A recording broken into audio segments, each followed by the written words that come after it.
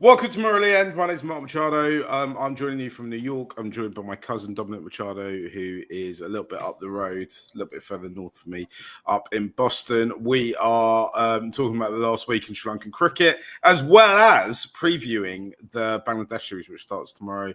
A couple of test matches, all the ODIs, and then all the T20s.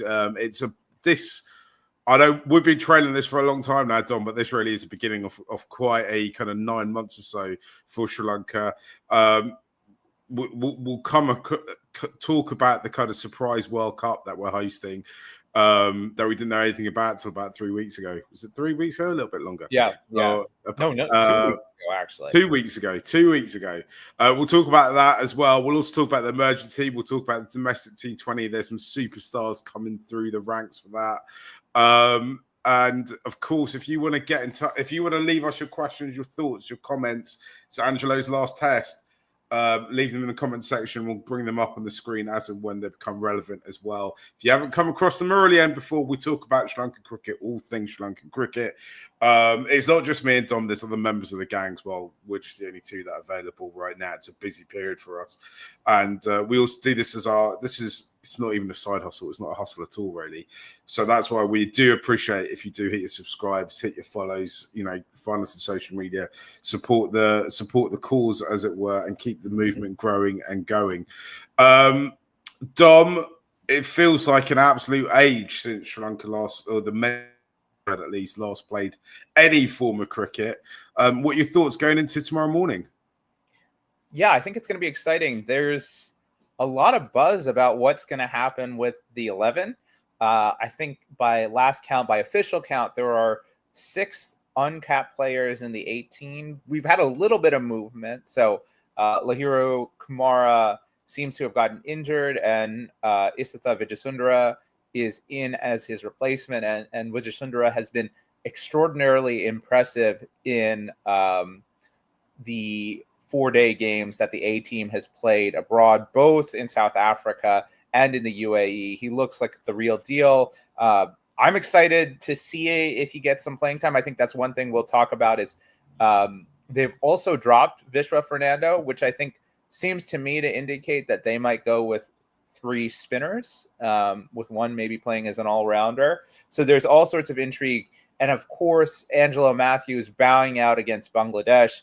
What better script could we write? We know all about the furore that was caused at the 2023 World Cup, and it'll be interesting to see what Angelo has to do or say against Bangladesh. It'll be interesting to see how Bangladesh receive and sort of felicitate Angelo Mathews.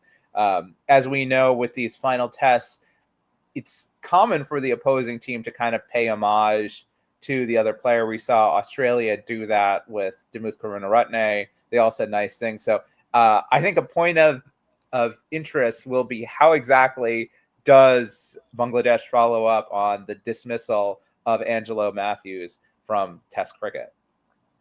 I just can't see the Bangladeshis doing a guard of honor or anything like that. I just can't see that happening. I need to caveat everything I'm about to say about the Bangladesh team with, I think one of the greatest triumphs of Sri Lankan and Bangladeshi cricket in the last decade has been the creation and further cultivation of this rivalry. It is now a real thing. It used to feel quite tedious that we played them every year, but now it feels like, actually, I really look forward to this series. I really look forward to all the shithousery. I'd obviously much rather the time that thing didn't happen. I think that was a blight on everyone. No, sorry, a blight on Bangladesh, not on everyone. But it's happened. We live with it. We move. And in a way, the further we get to it, it kind of adds to the whole kind of legend of it all, right? For me, this is something that I can see why neutral fans, fans who aren't from either, aren't Bangladeshi or Sri Lankan might be wanting to get involved in. And because of that, I think it's only right and proper that Sri Lanka absolutely hammer them in every single opportunity that they're given. I think if you'd spoke to me kind of pre-COVID, I would have said I can't remember a important match that Sri Lanka have ever lost to Bangladesh. There might be the Asia Cup game or something like that. But actually, now there's been a couple of wins at ICC tournaments and in big moments, and it feels like Bangladesh have a bit of momentum when it comes to this particular fixture. Though I know their recent fixtures have not gone to plan. But I think we need to, Bangladesh are population-wise and resource-wise much bigger than Sri Lanka. We've had the whip hand over them for a long, long time, and we need to I think Sri Lanka need to reassert dominance, if that makes sense. That's what I would like to see from this series, right? I think, Mark, the thing about it is what's so special is it's a bilateral series that has a ton of emotion behind it. Everybody gets up for it. They're ready to go. They're ready to play. Tensions are running high. It's not sort of a glad-handing series. And Bangladesh really gets up for it, right? You can tell that no matter how much they've been underperforming in the T20 format or in the ODI format, which they were the last 2 times they beat us at major ICC events, they still get up and play. And I think it's incumbent upon us to bring our A game. And I think there's a lot of exciting talent coming through in Sri Lanka. So I'd like to see those players also step up and show their quality. I think the gulf between the test sides is still rather big. I'm not particularly worried about that, but the match still has to be played. Yeah, absolutely. Also, we should mention this is the first series of anywhere around the world in the new cycle of the World Test Championship, right? Congratulations to South Africa. They did the world a favour and prevented the mace going to Australia.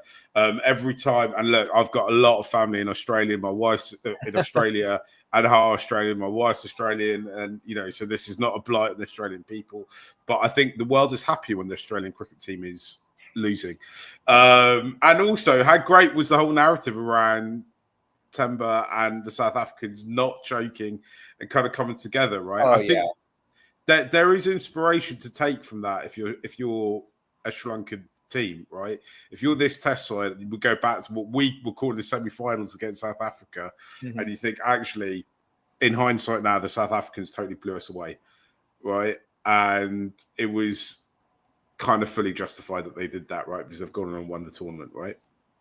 Yeah, Mark, I was going to say, I think one thing that Sri Lanka can take from this is South Africa, a team that had its T20 superstars kind of jettison the side, built a good test team from not very much talked about players, right? David Beddingham's, the Kyle Varinas, guys who are not getting contracts from all over the world. And what a bowling attack they had. KG Rabada, he is so massively underrated. 9 wickets in the final. Shout out to Temba for leading that squad. I think they were flashing the stat that he's won 9 test matches with 1 draw. And I'll add that second test against South Africa was well within our grips. We had a chance to win that test, but we kind of fumbled. The South Africa scored 358 in the first innings, and we replied with 328. But at one point, we were 261 for 3 in that first innings. That game was there for the taking. So I think the Sri Lankan team can look at their squad and say, this is a squad that has a lot of talent, that can do a lot of things. It's got a lot of players who can perform all over the world. We've seen what Asita Fernando and Lahiru Kumara did in England, right? And then again in South Africa. We saw what Prabhath Jayasuriya can do at Gaul, right? And he's shown himself to be fairly handy in other conditions as well. This is a squad that should be able to compete at the highest level. They've got young talent in Pathum Nissanka and Kamindu Mendes who sky's the limit on them, right? These are players who can go anywhere. So I think Sri Lanka should look at that triumph of South Africa and think, this is doable for us. We can win in these conditions. We just got to continue to grind on, play hard, and not lose matches that we should absolutely win. One thing that this brought me to is Angelo Mathews in his farewell press conference kind of reflected on the state of Test cricket after the World Test Championship. Sri Lanka plays only 12 Test matches, I think, over the next 2 years. Which is the least of any side tied with Bangladesh. And I think India, Australia, and England play anywhere between 19 and 21 test matches. And that disparity is just, at this day and age, not cool. Angelo said it's very sad to see. Sri Lanka is a team that has won World Cups. Sri Lanka is a team that has won in England as an Asian side, which hasn't been done in a decade, right? They've won in South. They're the only Asian side that's won in South Africa ever, period. Right? They've whitewashed the Aussies at home in the last decade, which again I think is quite rare for any Asian side to do. And I think we should be getting more games. I think it's kind of sad to look at someone like Angelo Mathews and think maybe we're never going to have another Test cricketer play 100 tests.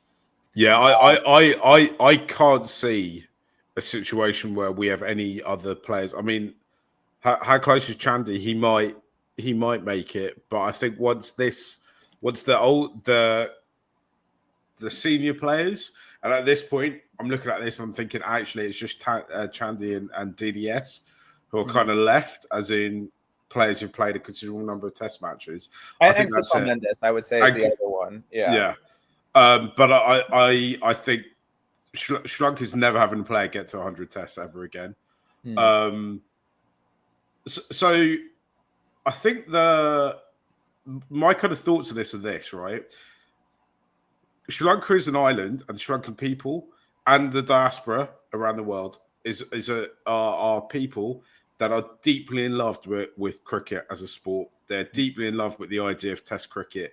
It's a game that if every other country in the world stopped playing cricket, or for whatever reason, people decided that Sri Lanka weren't going to be involved in any of the three formats ever again, cricket would continue to thrive on the island. We see that with rugby, right? Rugby, but I know the lightweight All Blacks just turned up a few weeks ago, and the Sri Lankan rugby team actually, is doing quite well at the moment. But even where there's long periods where they don't get fixtures against bigger teams, or they only have to play locals, other kind of Asian teams, rugby still thrives, right? Rugby's thrived there in an environment where every other force in world rugby hasn't done anything to help them, hasn't interacted.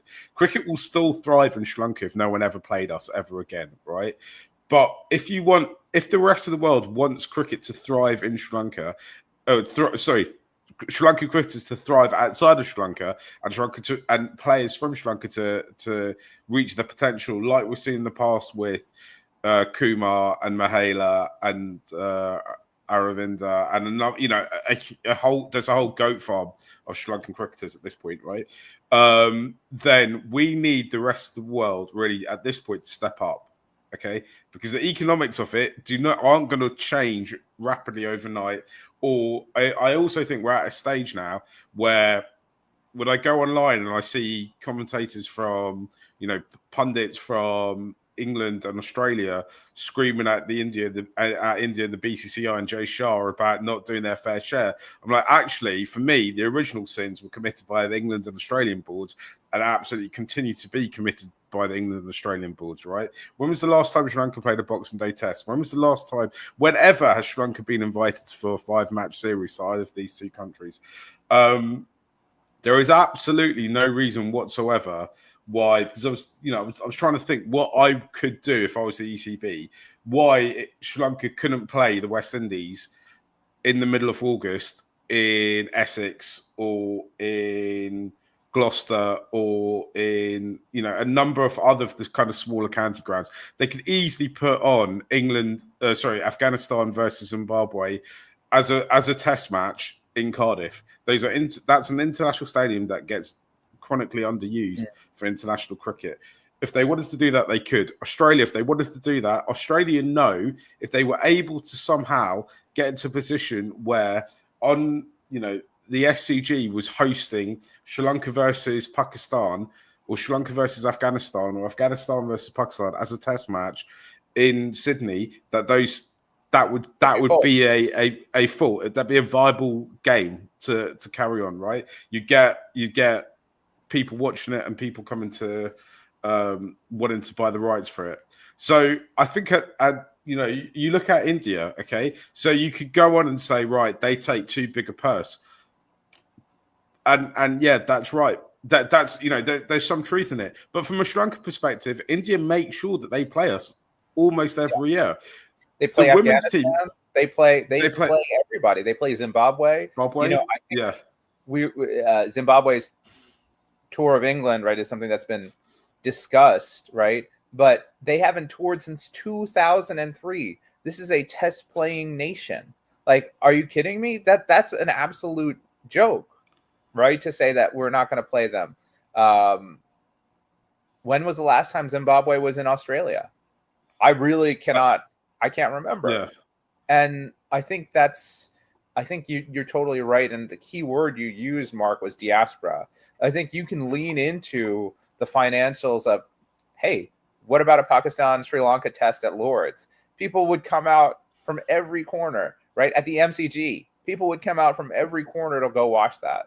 And I think that's a way to create a spectacle. Maybe have ongoing games, right? Like you can have, maybe you have Sri Lanka, Pakistan playing at the SAG on Boxing Day. Yeah. Right? You have the MCG match, and then you have Sri Lanka, Pakistan playing there. Right? I would get myself to Sydney for that game. I would be there for that game. I would battle through all the traffic for that game. And it's crazy because when you think about the way scheduling works, we hardly played cricket for the last 5 months. Are you telling me there's nowhere where we can fit a match in? Right? There's no place where we can make these things work. And even England has. When was the last time England came to Sri Lanka? 2019.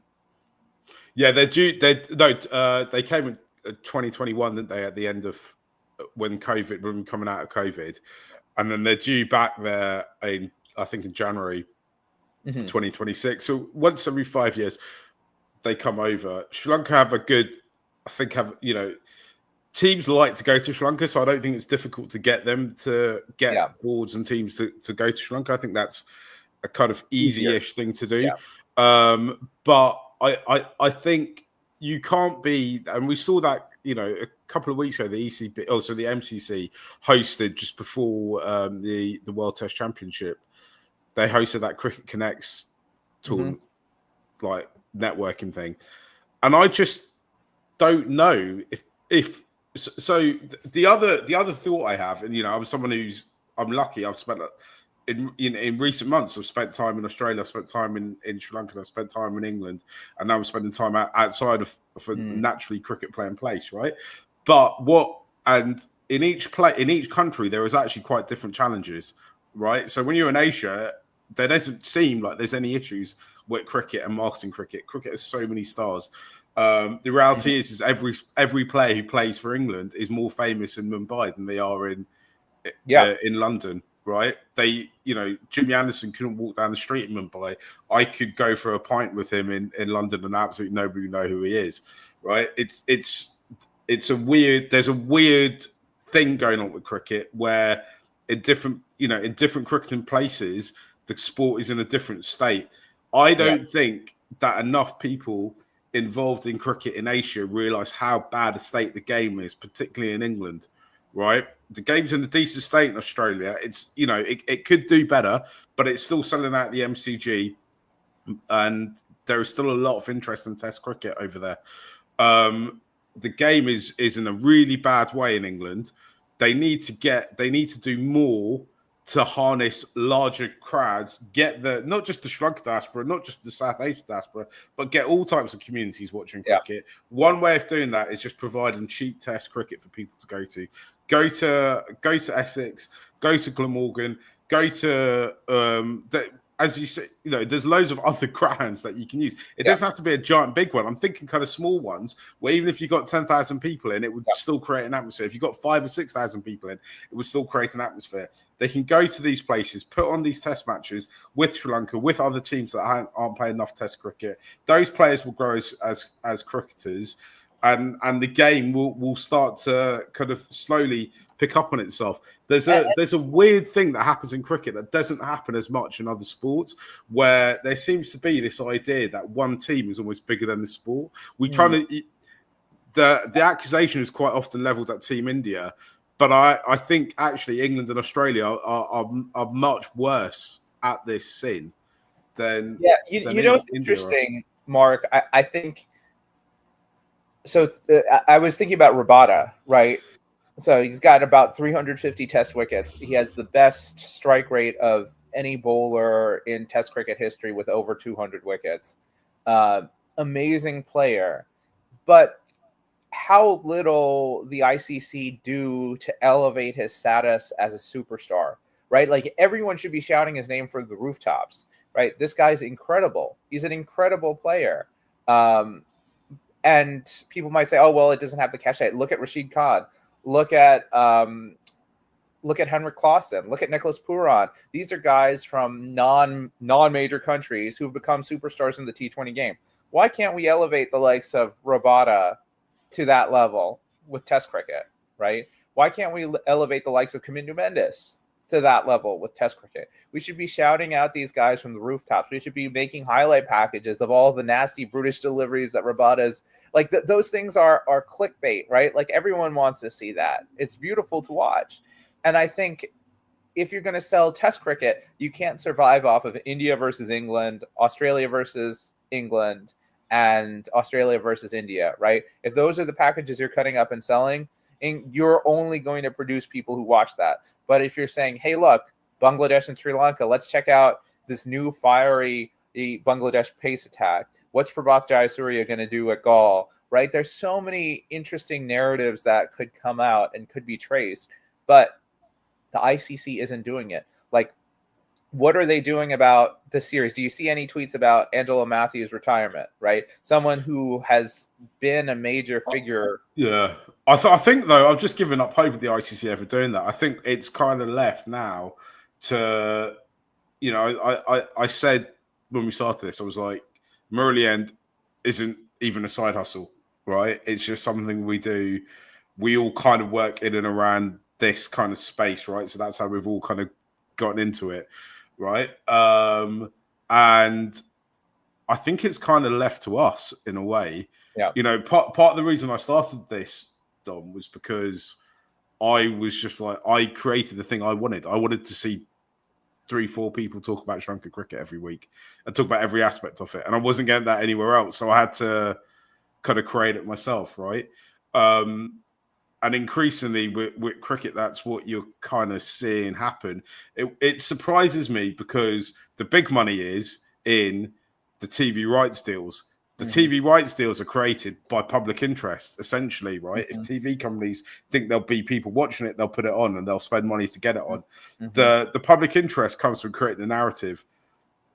To me, it feels like I think SLC are you know, are culpable here is they don't do enough to build that narrative. I think the Asian boards are kind of lucky because there is, you know, as right at the beginning I said, there is so much interest in cricket in Sri Lanka, it will never die, right? So Sri Lankan fans and Sri Lankans will keep talking about new players coming through. You know, we're gonna talk about a 20-year-old who's been smashing the ball around in T20 cricket, right? In domestic cricket at some point during this show. We will keep talking about it, but it should be SLC creating that narrative, pushing it. I think that's my opinion of it. That's what they should be trying to cutting up a video, right? Cutting up a video of all the rivalry between Sri Lanka and Bangladesh, the Nagin dance, the timed out, right? Creating the Angelo Mathews career highlights list, right? Just to put it out there, just to get people excited. I will say props to SLC for making this match free entry. Everybody who's in Sri Lanka, go out there, support the team against Bangladesh, and give Angelo Mathews the send-off that he deserves. So there should be buzz about this, right? This is a huge series for Sri Lanka. We've got, you know, a month of continuous cricket, and they should really be sort of banging the drums about how exciting this is going to be, because I think it's going to produce some really memorable clashes, some memorable moments we can't anticipate. Yeah. Should we talk about the team a little bit? Match. Should we talk about what we think is going to happen? We're expecting Hemant's message in say, what should SL do to win the match? If you're listening, you're listening to a recording, so you can't message. You can always message the Murali End Twitter account or Facebook or Instagram, but we can't answer it in real time. If you're watching, though, if you're watching on Facebook, if you're watching on YouTube, send in your comments and we'll try and get to them. Dom, we're expecting 3 spinners, right? Yeah, so that's my expectation, is that it's going to be 3 spinners. The dropping of Vishwa Fernando, the injury to Lahiru Kumara means that I'm imagining we're going to have Asita plus 3 spinners. Okay, I think obviously Prabhath is in for sure. And then there's 3 options, basically. There's Akila Dhananjaya on the back of this sort of massive NSL season, right? There's Tharinder Ratnayaka, who's impressed both in the NSL and in A-team fixtures, ambidextrous spinner, actual ambidextrous spinner, not Kamindu Mendes. And there's Sonal Danusha, who is a slow left armer. He's been invaluable in the sort of in the A-team, and he can bat a bit, which I think is huge for this side given the composition. So I think my guess, this is just my guess, is that it'll be Prabhath, Akila Dhananjaya, because you wouldn't bring him into the side unless you plan to play him. And he's going to play as an off You'll spinner. forget this is Sri Lankan cricket we're talking about, Dom. That's true. Like, and then you have your slow left armer and Sonal Danusha, who will kind of shore up that batting. That's my prediction. So Tharinder Ratnayaka misses out despite a very good resume, despite incredible talent. So I think it's going to be those 3 plus Asita Fernando in the bowling attack. And I think, to me, the key thing is that first innings. When Sri Lanka bat, they have to make runs. When they've lost at home, that's been their issue, collapsing for a subpar total, like 215, 220, 230. You got to push to 350, 400. So they need that batting lineup to click. They need runs from that middle order that now has Angelo, Kamindu, DDS. That's got to be the engine room. That's got to take over the big runs. And they've got to get runs on the board. If they get runs on the board, they get something to bowl at, they can put Bangladesh under pressure. So for me, yes, new players coming in, new spinners coming in, but the big thing is getting runs on the board, hoping Angelo scores a big 100 to send himself off in style. I know we covered this last week when I wasn't here. Who's going to open the batting? Who do you think?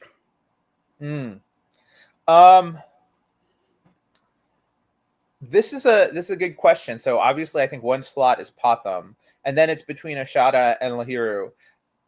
I've seen some outlets saying that Lahiru Udara is going to get the nod.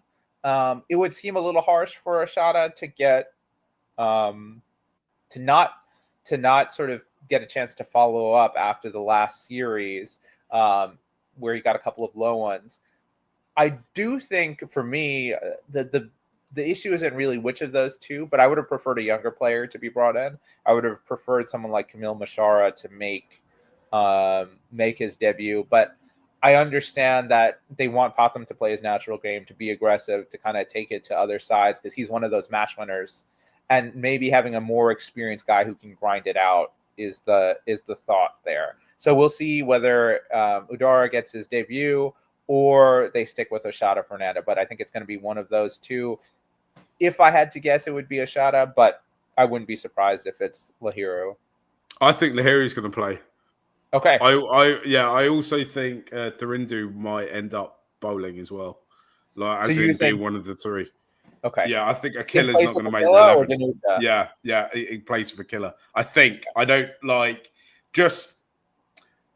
So, if you're a long-term viewer or listener, you'll know that I've stopped trying to predict what might happen, what SLC might do, but I try and look for patterns. So that would, I'd say that there's some players that Sri Lanka explicitly trust that will play at any time they're available. There is another group of players that they aren't quite sure about. And I'd say Ashada and Akila are in that group of players where they could potentially make squads, but they not sure what quite to do with them. That's why I'm not sure if they'll start tomorrow or not. But let's see. It's quite exciting, actually, because the test squad and the test 11 actually is a fairly kind of consistent 11, right? Or at least has been, right? Has been, yeah, for a little while now. Dimuth has messaged. He sent 2 comments in. I'm going to put the first one up. What should SL do to hit my parlay? I'm not sure what exactly that means. I think What's the parlay that you're playing? So it's a series of bets. So tell us what the series is, and we'll tell you. He's also asked, guys, is it me or is Prabhath like severely underrated? What the fuck isn't he? Why the fuck isn't he talked about more as like the future GOAT? Is it because he's old? I'll be perfectly honest with you, right? I love Prabhath, and you come in on this after me, Dom. I love Prabhath, and he's an exceptional bowler at home, particularly at Gaul. For me, he hasn't yet done quite enough away from home to be talked about as much more. I mean, I talk about him a lot, and hopefully at some point I'll get another chance to put the ODB Prabhath Photoshop thing that we made up. I think one of his wickets in the Manchester Test last year was absolutely incredible. Might have been 1 or 2 of them. He might have had 2 actually. He hasn't quite done enough away from home. I think the thing is when you talk about Sri Lankan future, when you talk about GOATs and Sri Lanka, when it comes to the Prabhath discipline of spinning, then I mean we've got 2 of the all-time greats who've done it for us, right? Obviously Murali, we're big fans of, and Rangana Herath as well. So it's a pretty illustrious little list to be part of. It's not like England where you're like, who's been their best spinner? No one quite knows. No one quite cares.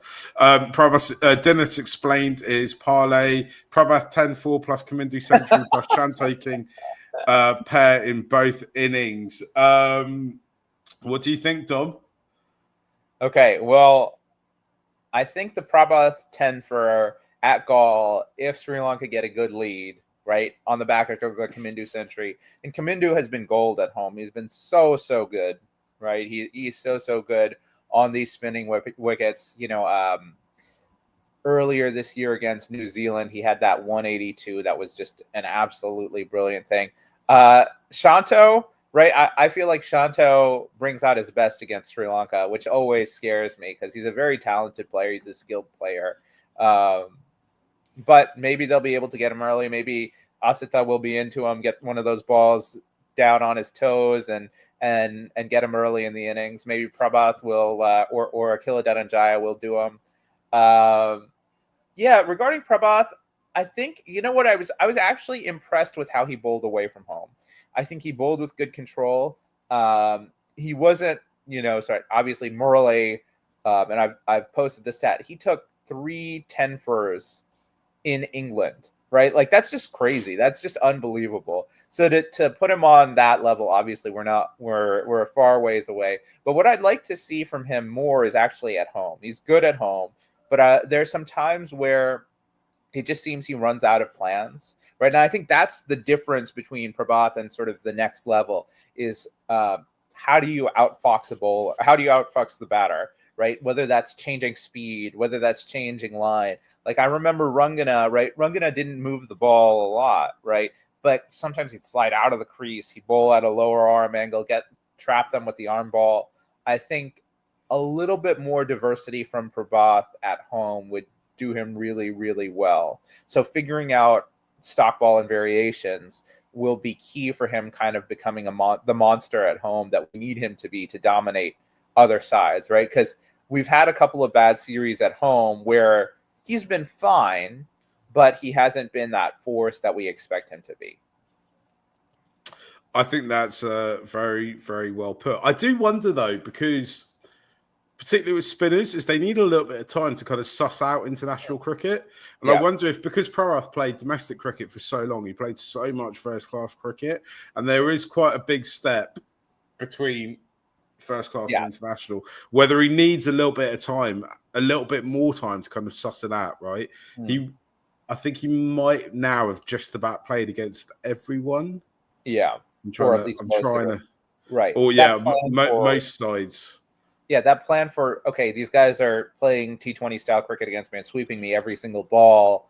What's my counter to that, right? And I think that's kind of the tricky part, right? Against bad sides, that's not going to be a problem, but against the Australias, right, where they're not going to go out not knowing, right? That's the hard part, right? How do you counter a plan like that? And I think the other thing we might talk about here is captaincy. How does DDS get the most out of that bowling attack and not kind of go into sort of the cruise control mode where it's like, okay, we'll just keep on bowling them and hope something happens. What can we do to create pressure? So I think that's another part of it is, DDS is new to the job, but thinking about how do we actually be proactive in test matches? How do we plan for these batters? And that's one thing I want to see. I really want to see some thought have gone into it, right? We've had so many months between these matches. I want to see them come in. They have plan A, B, and C. So plan A doesn't work. They have another idea.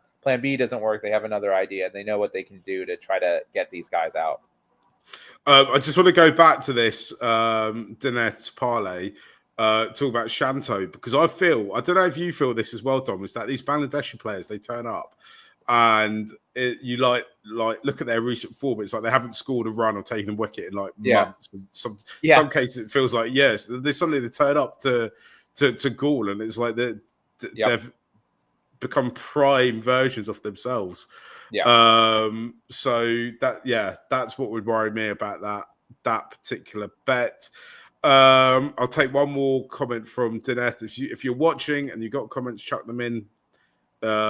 If we got anything to say, we'll say it.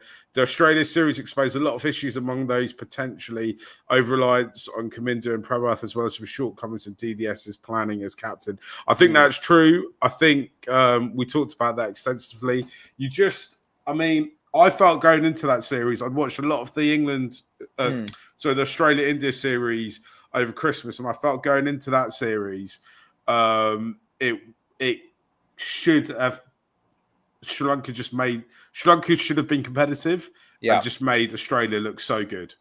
And I think the tail was, DDS needed to step up a bit at 6 because in that second match, Chris Almendis was left stranded on 85 in the first innings, right? And then he scored a 50 in the second innings, but they just got nothing from 8, 9, 10, 11. So I think it requires DDS to think about what he's doing at that 6th position and how he has to protect his wicket. And I think that's going to be key. I think once Angelo retires, I think we'll also have a question of where everyone bats to, whether Kaminda moves up, what DDS is going to do, whether he's going to stay at 6. So I think that how do we take those 50s that we're getting from that middle order and turn them into big hundreds that we need to get that score that actually puts pressure on the other side?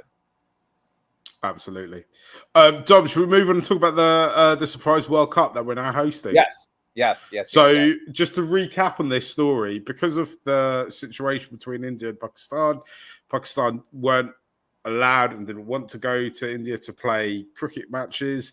So the Women's ODI World Cup, which is scheduled to begin the end of September into October, was meant to be 100% all in India, where now, because of this political issues, the World Cup, some of the games will be held in Colombo, including 8 of Sri Lanka's. I say 5 out of the 7. 5 out of the 7. 5 out of the 7. 5 out of the 7. Sorry, and all of Pakistan's games as well. If Pakistan get to the semi-final and or final, those games will be held in Colombo. If Sri Lanka get to a semi-final or final and Pakistan are not involved, then those games will be held in India. Which all in all basically means a lot of this tournament is being played in Colombo. It's going to host more games than any other city in India. It's a surprising turn of events.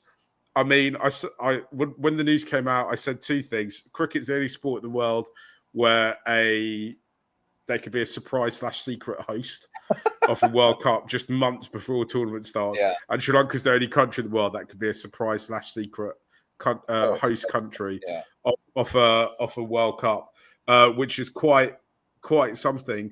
Dom, I saw the schedule came out just a few hours before we went on air for this, and I'm absolutely buzzed for the girls. I'm buzzed for the people.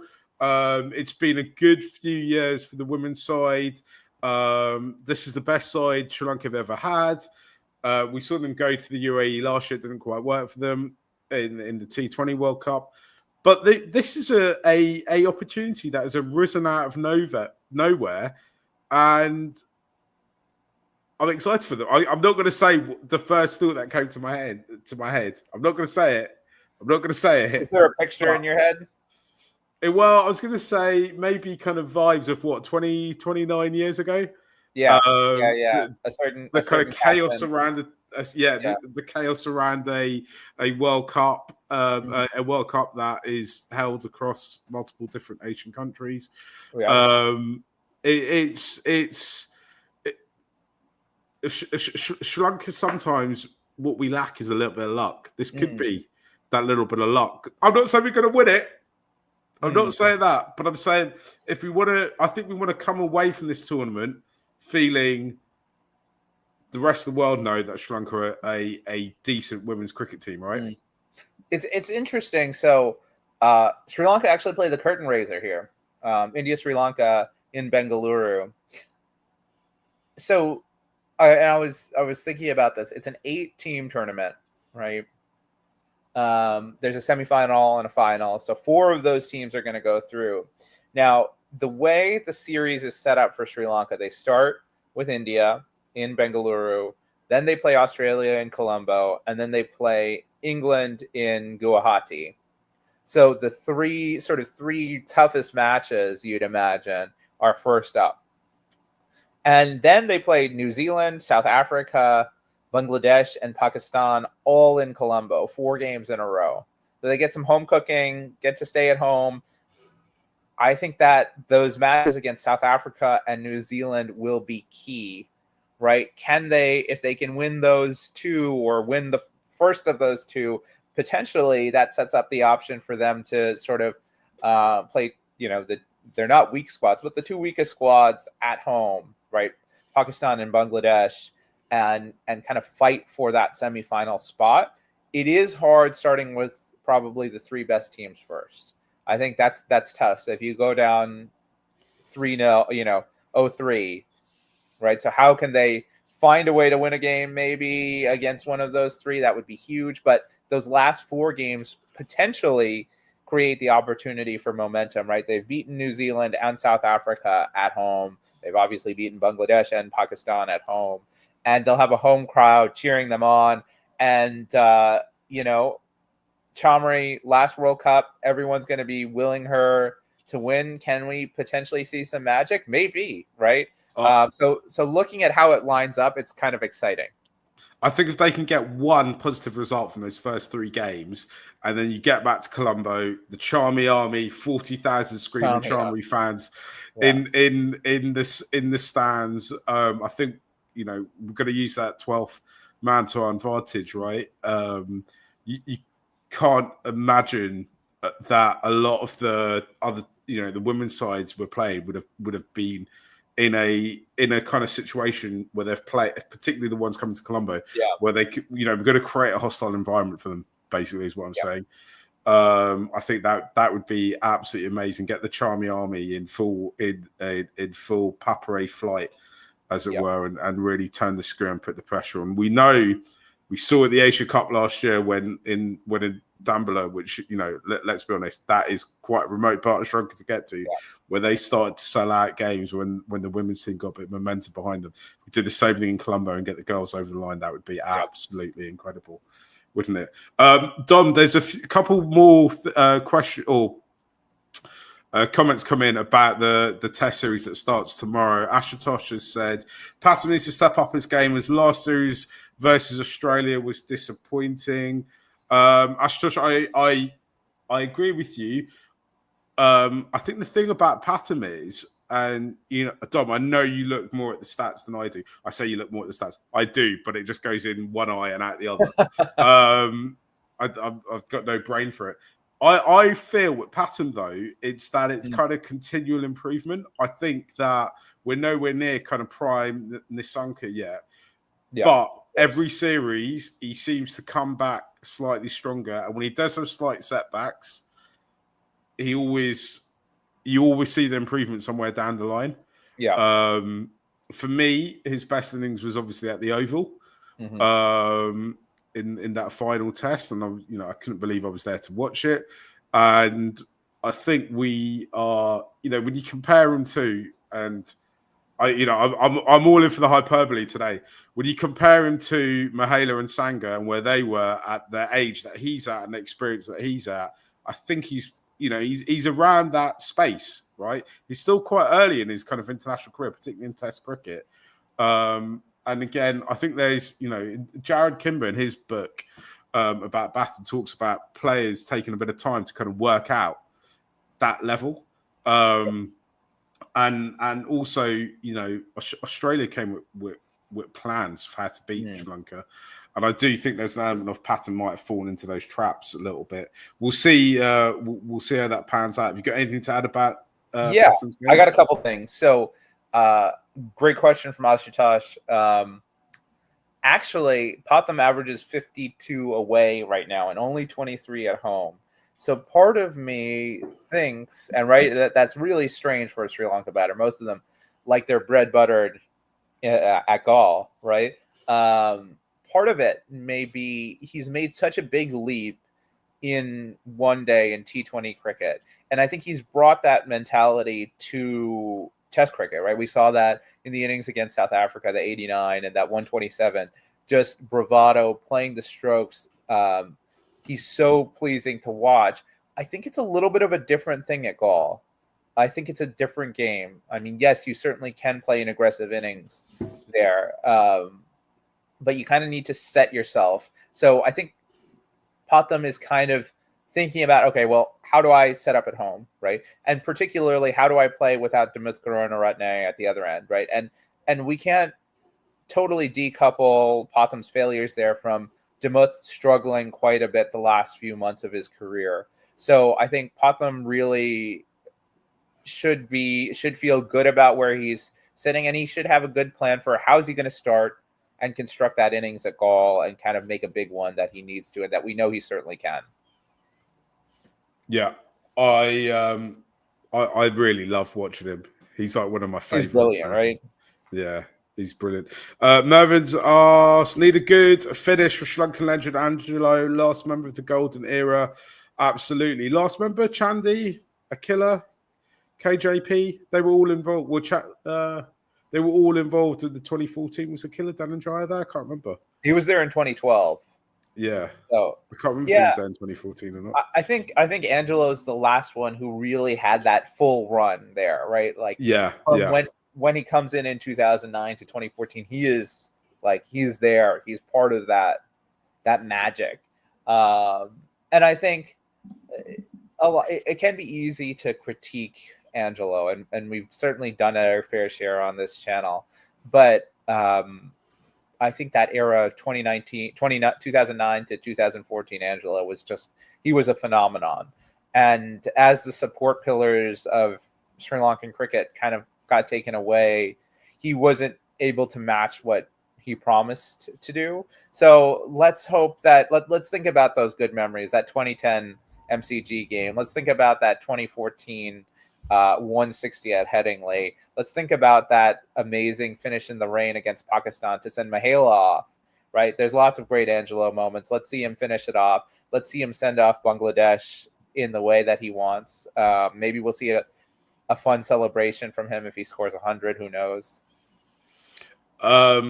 We've got a big piece, or we've got a couple of things coming out in Angela Mathews on our Substack, muraliend.substack.com. If I was organised, I'd have a little banner that I'd put across the screen right now that would say muraliend.substack.com. I'll put a link in the description as well. It's our kind of newsletter.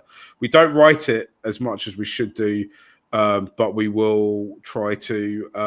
AJ has asked, is the match on TNT Sports, Mark? I'm not actually sure. Should I have a quick Google? Dom, is it on Willow Cricket? I believe it's on Willow. Right? Yeah, for for those watching in the US? It should, if it's not on TNT, then what's been happening recently is that SLC have been putting it on YouTube, which is for free in a and way, accessible. yeah. I was going to say in a way much better. Yeah, apparently it is. According to Wisdom, it's on TNT Sport. What I will say though, as people in England know, in the UK know, sometimes what's advertised isn't actually what's advertised. So some websites will say it's on this channel, that channel, this channel. I'm flicking through looking for various Bangladeshi TV channels that I didn't even know I paid for. And then you're there and you're like, no, this is just cooking. But I'll try and figure it out when the match starts where it is. Incidentally, I'm in New York for this week. I'll be in England next week. But if anyone in New York wants to meet up to watch the test, I think what time does it start here, Dom? 12:30 a.m. Oh gosh. Yeah, that's close to when I go to sleep. Yeah, are the worst in terms of timing. I'll try and watch the first hour or so, and then have a little nap, and then and then get up early and watch the final session. Yeah. Sanjit's asked, are Sri Lankan women excited and playing on the home front? I think Sanjit, they're probably as surprised by it as anyone else is at the moment. But I'd imagine that I don't want to speak. Of all the cricketers in the world, the one I wouldn't want to speak for the most is Charmery. She's a woman with her own mind, but I imagine she's probably, I think it's fair to say she's probably excited about it. And Mark, I think this is something the SLC should really boost, right? We talked about how we create buzz. The SLC should be banging the drum starting very, very soon. The World Cup is coming to Colombo, and your women's team is going to be front and center of all that action. Yeah, absolutely. Oh God, I'd love to be there for it. I think would go with the Charmy Army as well. I think that's exactly. We got to start the women's team support group's got to be called. As much. Hold on. How much is rain anticipated to affect the match? I'm Eastern time as well, but wonder if it's worth staying up. The match is going to be delayed a lot. I'll be perfectly honest with you. I don't know if you feel the same, Dom, but the weather, particularly in southern Sri Lanka, the forecast is, I think, seems to change quite a lot. So I wouldn't look at it till. I know rain is expected all 5 days, but that we don't know if that's going to be. And usually, and again, correct me if I'm wrong, my perception is that rain tends to come later on in the day down in Gaul, unless it's a full rain out. But we'll see. I think Dineth, just kind of keep an eye on what's going on at 10:30 or 11 o'clock on the East Coast and see if it's what the weather looks like and whether it's going to be worth staying up or not. Dom, should we move on? Should we have a quick chat about the emerging team tour in the West Indies? You've been watching quite a bit of it. Who's been impressing you so far? Well, I will say that this match has not gone to plan for Sri Lanka, but there have been some good bowling performances. The heroes from the first 4-day match, Dulaj Samudita took 2 wickets. Ashan Daniel took 3 wickets, and Dilum Sadira took 4. Right, so Ashan Daniel is an off spinner, someone who, again, right, kind of probably just on the outside of that 18. Right, he's probably somewhere pretty close on the list of off spinners they're bringing in. So seeing him bowl well in the West Indies is good. Dilum Sadira is a slow left armer, and so again, he's got many cabs to jump on the rank before he gets there, but Samudita looks really, really good. If you have some time, SLC put up some highlights of his 5 from the last match, and he looks really good, swinging the ball in at pace. He bowls full. He's a real troublemaker, and it looks to be a guy who could, sort of fill that Vishwa Fernando hole when he eventually retires. No particularly strong batting performance. Ahan Wickramasinghe kind of got off off the snide a bit and scored a 48 in the first innings. And so just for a match review, Sri Lanka batted first, all out for 241. West Indies came back, replied with 374, and now Sri Lanka are at 101 for 7 in their second innings. So they've had a bit of a tough go at it. And the person who's kind of holding it up is Dhananjaya Lakshan, who's put together a 32 ball 50 to take them from a very precarious 67 for 4 to 101 for 64 for 7. Excuse me, 64 for 7 to 101 for 7. Tom, do results matter though? I mean, some people might hear me say that and say, "Oh my gosh, Mark Machado's been struck by the wake mind virus," and maybe I have, because I think really this is about performances, individual performances. This is about teaching or learning how to go on tour to different places, and it's about trying to kind of make a name and a reputation for yourself and being part of wearing the national shirt and getting into kind of national team selection. And because of that, results or the result of the match might not be at the forefront of this team's mind. Yeah, of course. I think, though, it's hard to, especially with 4-day games, and I think this is different from 1-day games or T20 games. Batting and bowling is so dependent on partnerships, right? Even if you're brilliant, if you run out of partners, doesn't matter, right? So learning how to play the game with somebody else, right, is so important in test cricket. So yes, we've had decent performances, and there's some good things to take away, right? Getting a win in that first match is good, but I like to see the whole team perform because I think that speaks to the general health of what's going on. Having a few stars is always great, but having a crop of 11 or 12 behind those stars who can kind of come up the ranks, because you never know. Sometimes it's not the guys who produce those shining innings that end up being the stars, but the guys who work hard and kind of fill a role and come into the squad to fill a particular role that end up emerging. So for me, yes, I take your point that we're looking for performances, but seeing how they perform as a squad is really important too. If you've got any thoughts on anything we'll talk about, drop them in the comments section. Janaya has asked, what do you think about Dhananjaya Silva? I think he's a lovely bloke, great smile, great cover drive. It's his captaincy that I worry about, but I think he tends to get more things right than wrong. I don't know if you've got anything to say about that, Dom. Yeah, I'd just like to see him step up a little bit with the bat. I think he's threatened to score big runs, but has struggled to turn those 50s that kind of keep Sri Lanka in the game into match-winning hundreds. So that's what I want to kind of see from the next stage. Dhananjaya Silva is making those 50s into match-winning hundreds, and as you said, the captaincy, figuring out how to be aggressive, how to be proactive rather than reactive. And I think that's kind of how Sri Lanka will take the next step. And I think it's going to be really important to winning at home, especially as teams turn up to Gaul no longer not knowing what's going to happen, but fully aware of what to expect and coming in with good game plans for it. Two more things I want to bring up before we leave. I always get the name of this wrong. It's the National T20 Domestic T20 Tournament. Yeah, Major Clubs T20 Tournament. That's it, Major Clubs. A new star has been born. Sri Lanka's witnessed the birth of a star.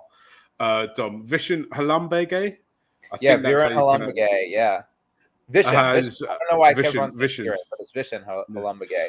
But I was going to say, do you want to tell us a little bit about him? Because he's been really pulling up trees in this tournament. Yeah, 20-year-old, all-rounder, bowls leggies. He's played in the Sri Lanka under-19s before, but he led the tournament in run scoring. He scored 356 runs in 9 matches, struck at 179. He took a very good Colombo CC bowling attack to the cleaners in the final. I think he scored 78 off of 38. Looked really, really, really good. He's got all the shots. He's a leggy as well. He bowls kind of fast, right? So having a guy like him is going to be invaluable, right? He's kind of a bit in the went into his Hasaranga mold here, maybe. So he's a guy that should be in and around the team. I'm sure that teams from leagues all across the world will be looking at him rather soon. Also, shout out to Laseth Kruspole, who also played a sort of match-winning knock in the final yesterday. Another guy who's promised a lot, but he scored at 180 for this tournament. But Vishen Halambage, remember the name. It'll be interesting to see what Sri Lanka do with him over the next 12 months as we build to the T20 World Cup. I'd like to know. Sorry, Daruka has asked SL solution for the next big power hitter. He's talking about Vishen. I mean, look, he's 20 years old, but I wouldn't want to put that kind of pressure on the young shoulders. But from what I see, he seems to relish in it. So let's see, right? What I want to know, Dom, is we say what has SLC got planned for him? What is the next stage for his development? Like, who is making those decisions? Who is saying, right, he needs to go on the merchant tour. He needs to, this is what he needs to do. Let's send him to play club cricket in Melbourne. Let's send him to get him in the Lancashire leagues. Let's send him to the West Indies to play in the CPL. Who is the mastermind behind all of that? We knew in the past it was Mahela since he left, which is almost a year ago now, over a year ago, in fact. Yeah. Who is the person doing that? There is somebody doing that, but it feels faceless. Is it Sanath? Is he going to that kind of level? To think about it, it could be about these 20-year-olds. Yeah. Sadly, I think a lot of the development of Sri Lanka's premier talents happens off the grid, off the island, right? We saw Eshan Malinga, right? Someone who SLC had kind of brought into this developmental squad, get picked up by SRH and turned into an absolute monster. By the way, he played 4 matches in this tournament and took 10 wickets. He was absolutely destroying sides when he bowled.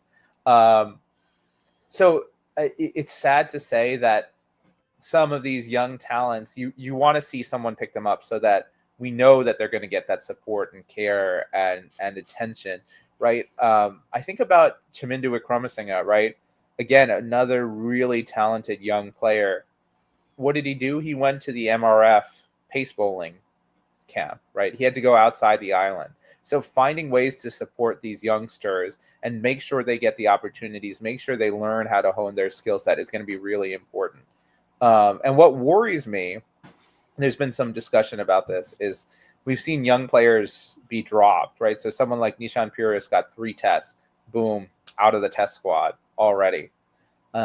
Is that the way we want to treat our young players? Is that how we want to invest in them? And I think it's easy to score points with quick victories and say, hey, look at our record and this and that.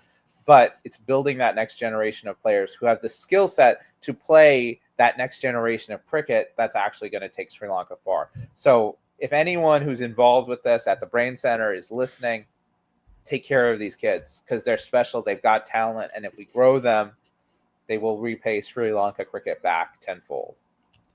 Dom, talking about repaying Sri Lanka cricket, there was an interesting story developing from the southwest of England on Sunday afternoon where Sri Lankan legend Kumar Sangakkara was at the crease with Sanath Jayasuriya's son.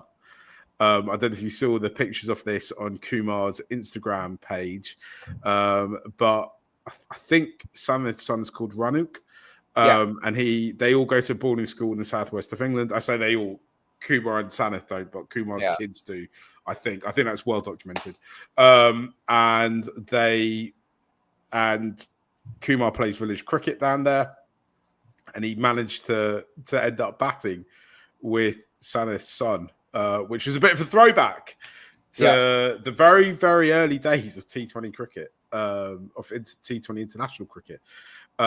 Which, if you haven't seen, it's I think Prad Navaratnam, friend of the Murali End, former Sri Lanka cricket analyst, has tweeted about it, and it's still on Kumar's. I saw it a few hours ago, so I assume it's still probably up there on Kumar's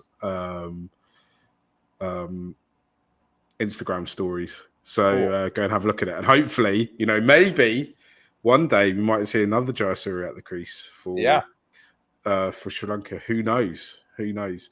Dom, should we leave it there for today? We will be back. Murali End will be back at some point in the next 24 hours to talk about if there is any play at the end of the day's play. If there isn't, then don't come looking for us. Or if there's less than like 30 overs, we ain't going to talk about it. But we will be back reviewing all the action from the test series. If you haven't already, do hit subscribe, do hit follow, tell all your friends about us. We are the Murali End. See you all later. Bye.